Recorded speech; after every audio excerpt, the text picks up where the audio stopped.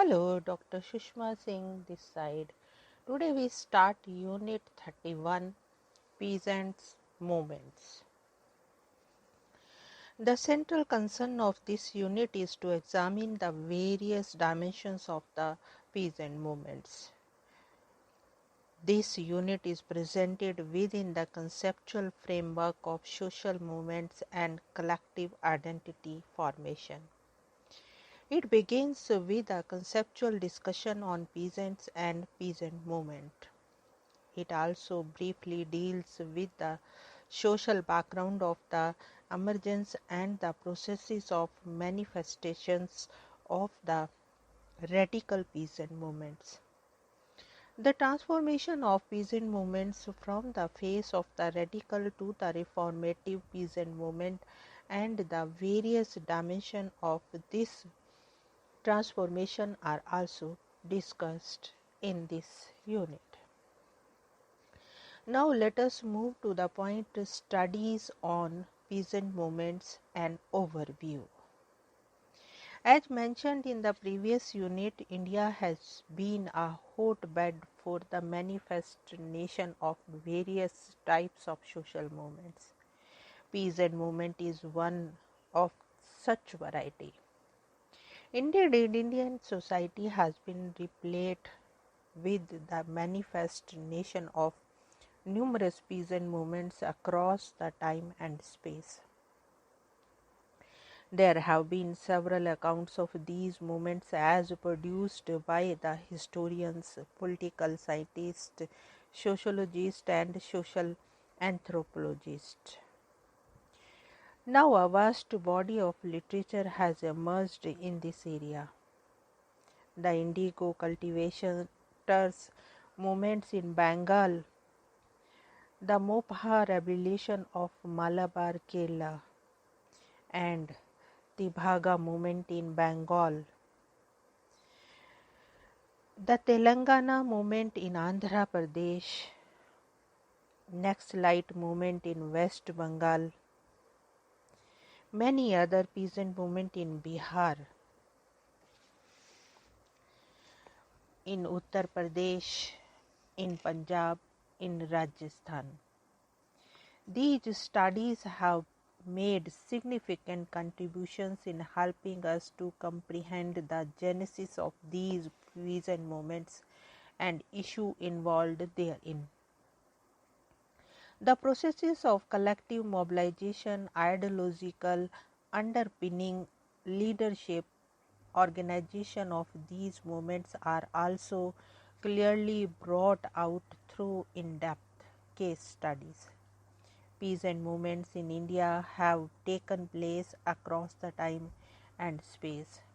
These movements have also undergone several processes of transformation. A sociological understanding of peasant movements in India will be presented in this by analyzing the emergence, origin, and transformation of these movements in time and space consideration. Before we start analyzing their processes, let us clearly the concept of peasants, peasant movements, and the scheme of analyzing the transformation of peasant movements. Now let us move to the next point, conceptualizing peasants and peasant movements. Let us begin with some conceptual clarifications. In this section, we shall be discussing the concept of peasants, peasant caste, interface, and peasant movement. The first is peasants. Historically, peasants have had paradoxical social identities.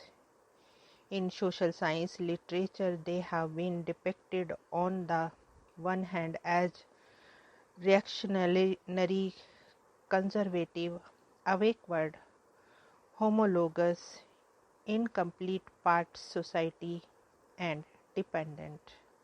On the other hand, as revolutionary, progressive, self-conscious, heterogeneous, and self-sufficient social category with the potential for autonomous collective action. However, notwithstanding such paradoxes, social scientists have broadly underlined the subordinated, marginalized, and underdog position of the peasantry in human society. In the sociological and the anthropological literature, peasants have widely been described as culturally unsystematic, concrete tradition of many, unreflective, unsophisticated, and the non-literary constituting the mosaic of the little tradition. They are found to occupy society with part cultures. Politically, they are found to occupy an underdog position and are subjected to the domination by outsiders. Unorganized and deprived of the knowledge required for organized collective action. In the economic term, they are identified to be the small producers for their own consumption, who produces predominantly for the need of the family rather than to make a profit. Historically, peasants have always borne the brunt of the extreme forms of subordination and oppression in society. However, the specific socio-economic conditions of their existence have largely shaped the roles of the peasantry in social change and transformation. In the context of the 18th century peasantry in France, Karl Marx highlighted that their mode of production had isolated them from one another. To him, they are formed by simple addition of homologous magnitude, such as potatoes in a sack form a sack of potatoes. To Lenin, however, the peasantry in late 19th and early 20th century Russia was differentiated by the unequal patterns of land holdings, income, and by their contact with the market as well. To him, there was a striking difference between the working peasant and the peasant profiteer. While the former was a faithful ally of the working class, the latter was an ally of the capitalist. On the other hand, Kostsky has highlighted the process of dissolution of self-sufficient peasant households in the wake of penetration of capitalist urban industry.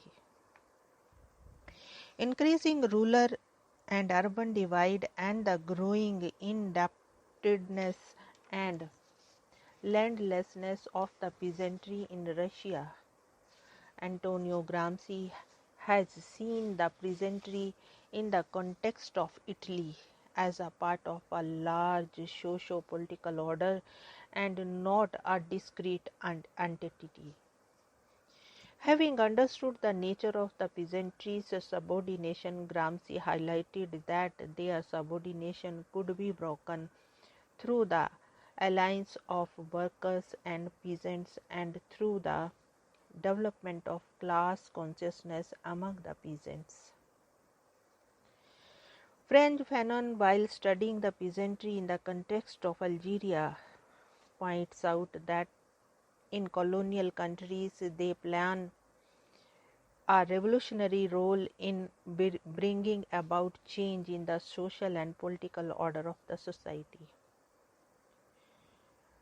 To him, peasants are posited to a situation where they have nothing to lose and everything to gain by way of their participation in the change.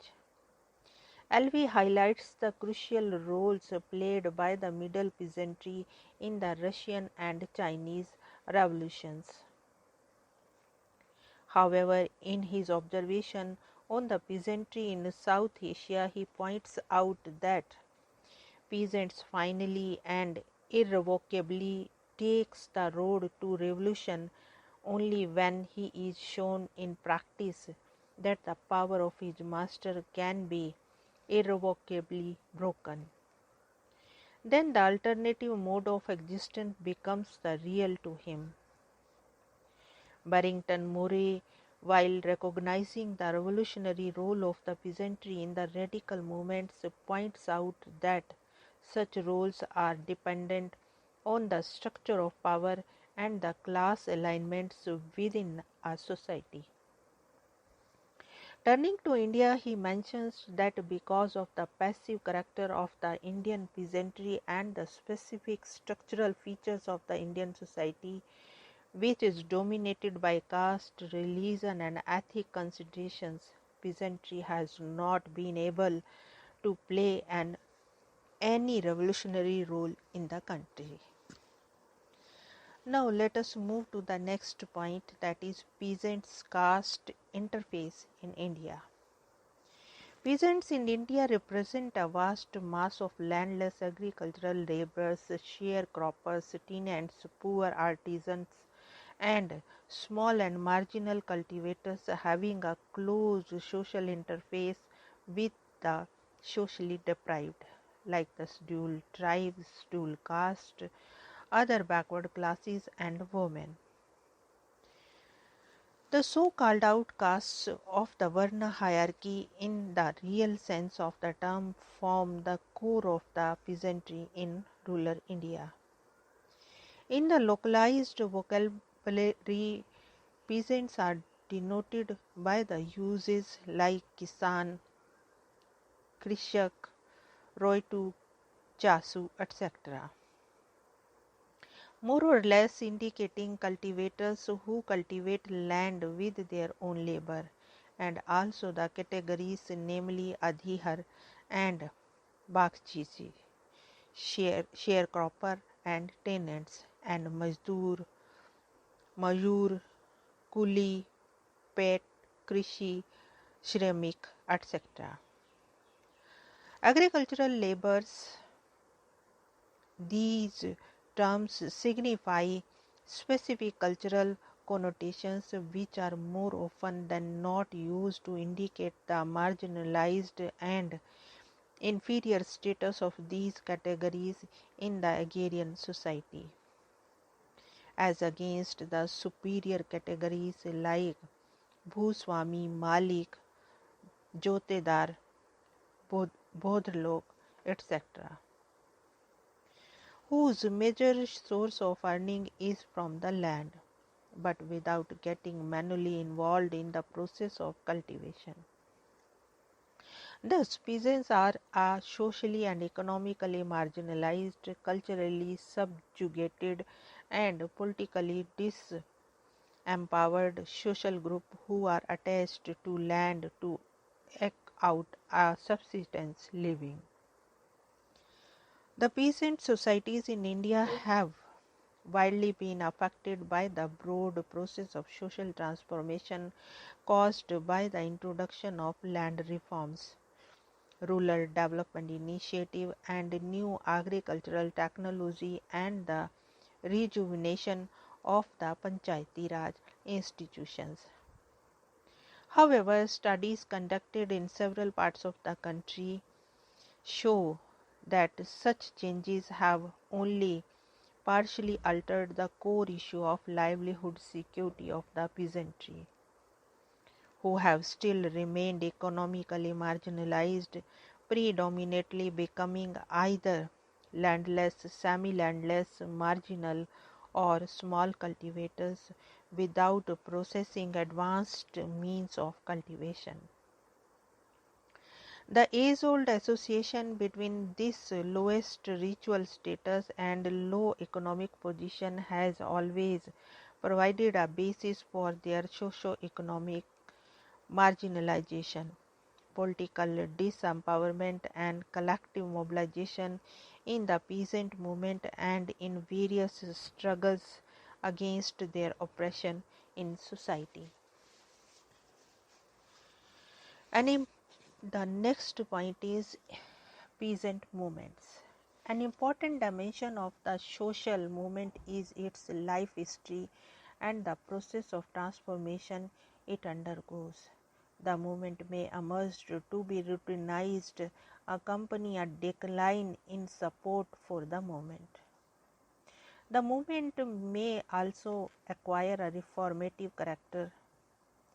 In Indian context, there has been the processes of transformation of social movements from that of the intensive phase of radical action to institutionalization. Peasant movements are important variants of social movements.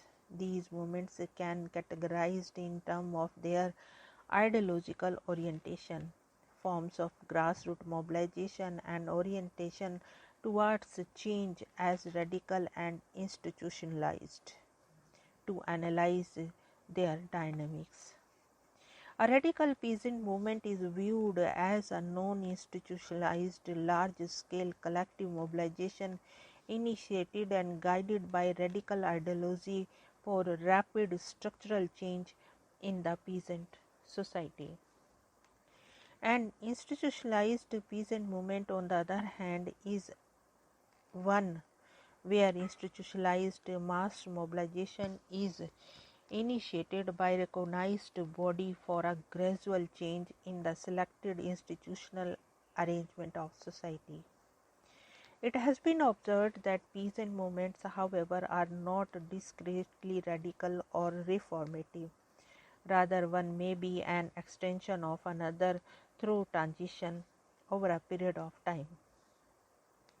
That the process of mobilization and institutionalization do coexist, and that institutionalization provides the new possibilities of mobilization, and that the process of the transformation of these movements from radical to institutionalized directly affects the process of new collective identity formation of the peasantry. Here we want to close this lecture. Thanks for listening.